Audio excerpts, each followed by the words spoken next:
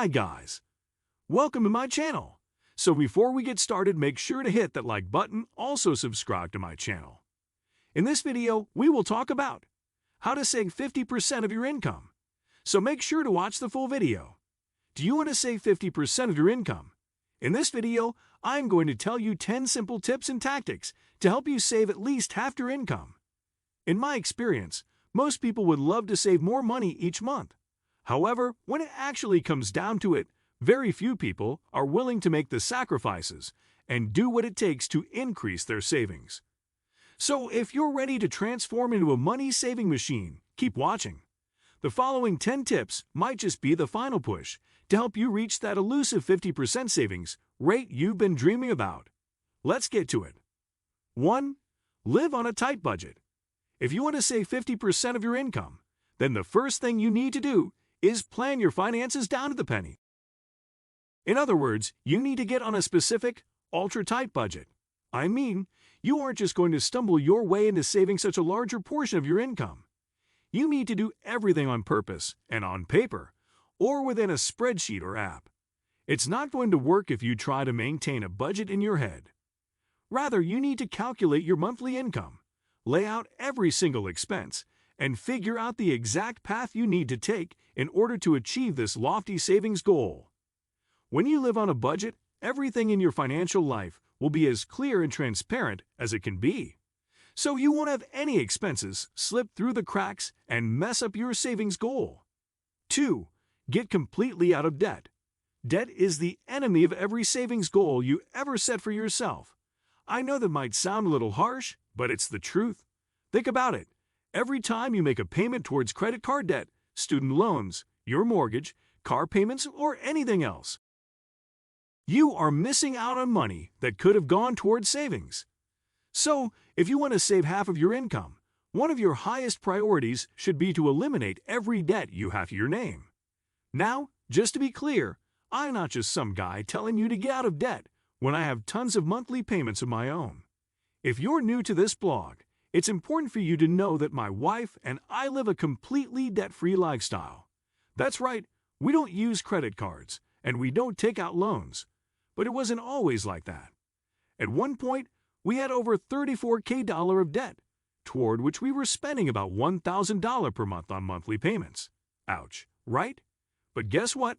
6 months after we decided to get completely out of debt, me made our final payment, and in that moment, we increased our annual savings by $12,000 so. When I say getting out of debt will play a significant role in increasing your savings to income ratio, I'm speaking from personal experience. 3. Pay yourself first. One of the best parts about living on a tight, written budget is that at the start of every month, you know exactly how much money you can put into savings, and that's exactly what you should do. This is known as the pay yourself first method, or saving before you spend, and it takes the normal way that people operate their finances and flips it around. You see, most people save money at the end of the month, after paying all their expenses and spending money on things they want. The problem with this method is that your savings depends on how much you decide to spend. So, if you spend too much, you've hurt your savings. Meanwhile, if you pay yourself first, i.e. move money into your savings account before you spend a dime on anything else, you force yourself to live off the remaining amount of money. So basically, if you want to save 50% of your income, then every time you get paid, move half the money into savings. Then, using your budget, figure out a way to live off of what's left over. It's really that simple. 4. Work your way up to 50%.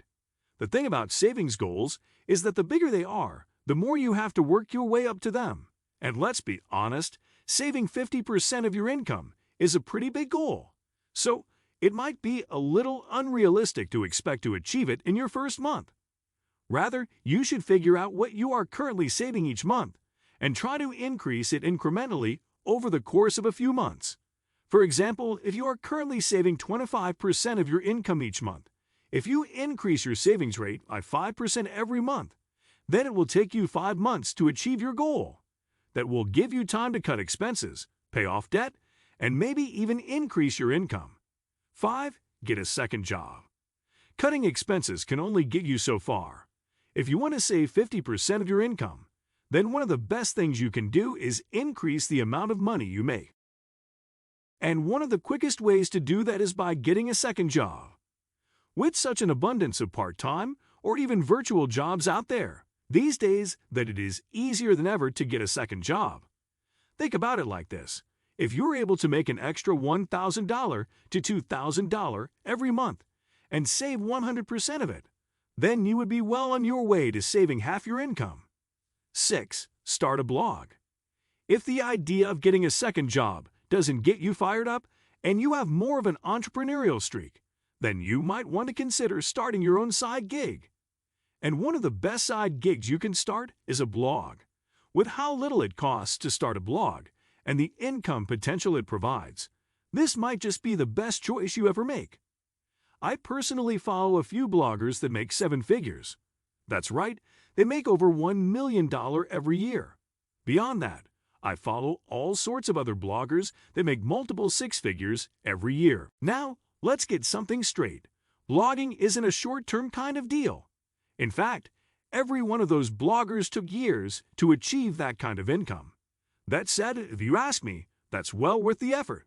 The best part about a blog is that it allows you to make passive income. So, unlike a normal job where you only get paid when you are actually working, blogging allows you to make money 24 hours per day, 365 days per year. So, every bit of effort you put in can continue to pay you for years to come. If starting a blog is something you've been dreaming about doing, don't let anything stand in your way. The sooner you start a blog, the sooner you can start generating revenue from it. 7. Become a freelancer. If blogging and getting a second job aren't high on your list, then you might want to consider freelancing for some extra income. Freelancing is a great way to increase your income and add to your savings, and all you need to have is a marketable skill. For example, if you are a good writer, then you could offer to write blog posts or for local businesses. Or if you're good with social media, then you could offer social media management to companies that need some help in that arena. 8. Use cashback apps. When you want to save 50% of your income, every bit of savings you can find is important. That's why you should use cashback apps like Rakuten and Dosh when purchasing things you would normally buy anyway. These are my 2 favorite cashback apps, but there are quite a few other options out there. Now, just so we're clear, you shouldn't expect to save hundreds of dollars every month with cashback apps. But if you manage to save a couple extra bucks on every purchase, it can be a nice little bonus for your savings. 9. Cancel unnecessary subscriptions. These days, between all the various apps we use, it's likely you are paying for a subscription or two that you don't really need.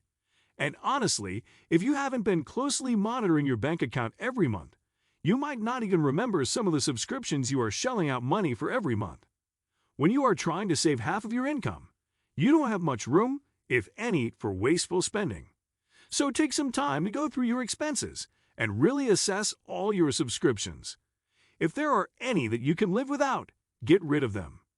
10. Stop paying for cable. To this day, one of the best decisions my wife and I ever made was to stop paying for cable. From a strictly financial perspective, it saved us a nice little chunk of change every month, but beyond that, it freed up a lot of time that I didn't realize I was wasting up until that point. Now, instead of watching TV, I read a lot of books, write blog posts, or pursue a number of other passions I have. Meanwhile, my wife, being the artist that she is, spends a lot of time painting or working on fun DIY projects. 11. Cut your food budget. Overspending on food is one of the most common ways people blow their budget and, by extension, their savings goals.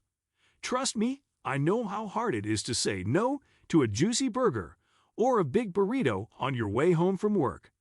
But if you want to save 50% of your income, then you need to have the discipline to shop for groceries, cook your meals, and eat leftovers instead. Cutting your food budget is one of the best ways to increase your monthly savings. In fact, when my wife and I first started budgeting, this single strategy allowed us to increase our monthly savings by hundreds of dollars. Seriously, it's amazing how much money a weekly grocery trip, and a few hours of cooking can save you every month. What do you think of our video? Let me know in the comment section below. If you enjoyed this video, make sure to hit that like button. Also subscribe to our channel before you go. Thank you for watching.